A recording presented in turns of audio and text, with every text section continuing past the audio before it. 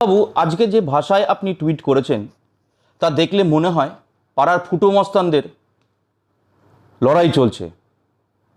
আপনি যে কখন লড়তে লড়তে পাড়ার ফুটো মস্তান হয়ে পরিণত হয়েছেন তা আপনি আজ নিজেও বুঝতে পারলেন না।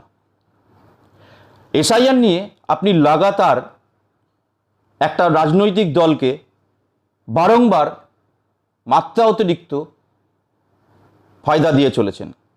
তাতেও যখন লাভ হয়নি তখন আপনি বুঝতে পারছেন যে আপনার রাজনৈতিক বাবাদের কুনজরে আপনি পড়তে চলেছেন।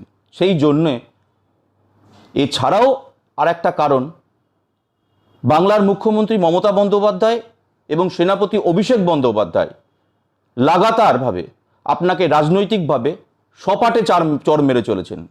তার রাগ আপনার টুইটে প্রতিফলন, যা বাংলা তথা দেশকে লজ্জিত করেছে।